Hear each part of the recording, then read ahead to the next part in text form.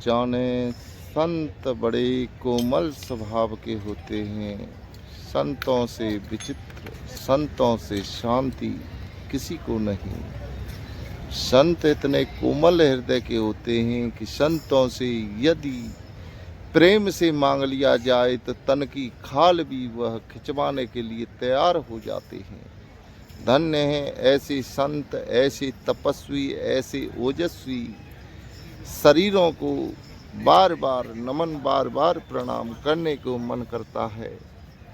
ऐसे दिव्य, ऐसे ओजस्वी, ऐसे तेजस्वी संत बड़े ही बिरला दुर्लभ प्रयत्न जत्न करने के बाद प्राप्त होते हैं। बड़े भाग्य मानस तन पावा सभी गा रहे हैं। बड़े सौभाग्य से यह मनुष्य का शरीर मिलता है और इसमें कृत्य अनकृत्य यानी कर्म कुकर्म यानी क्या क्या मनुष्य कर डालता है और थोड़ी देर परमात्मा का चिंतन तक भूल जाता है।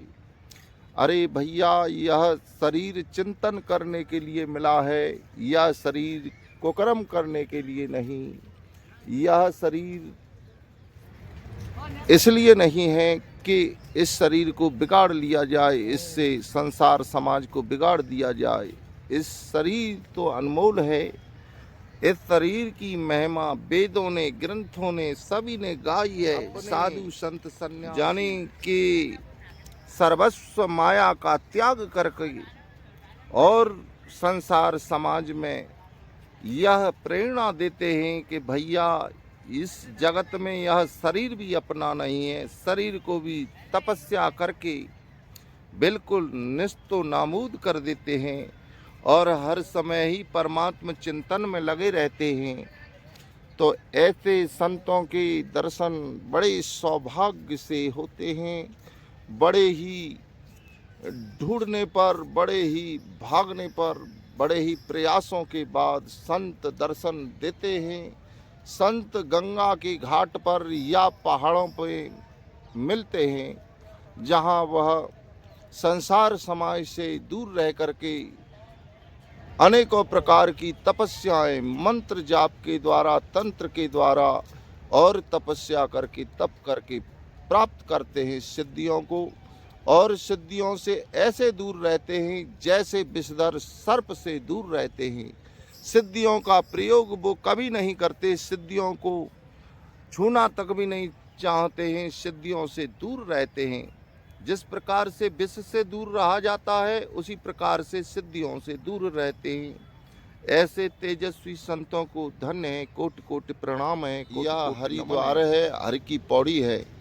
तो यहाँ पर भिन्न भिन्न प्रकार से काफ़ी तपस्याओं से मुक्त होकर के वह यहाँ गंगा स्नान करके अपने शिष्यों को दर्शन देने के लिए आते हैं और फिर जाने कहाँ विलुप्त हो जाते हैं। पता ही नहीं चलता इन संतों की कि ये कहाँ चले गए, कहाँ अदृश्य हो गए।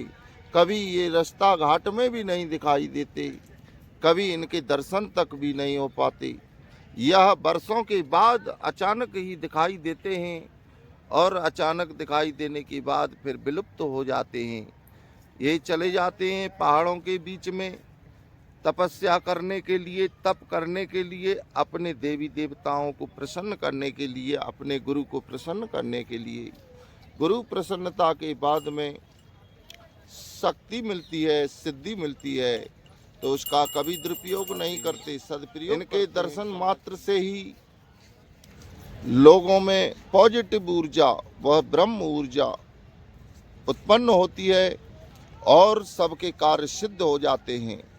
केवल संत से 2 मिनट बैठ करके संत के पास उस पॉजिटिव ऊर्जा को अवश्य लेना चाहिए। यह हमारी संसार के लिए प्रेरणा है, प्रयत्न है कि सभी सुखी हो जाएं, सभी निरोगी हो जाएं, सब अच्छे कर्म में लीन हो जाएं।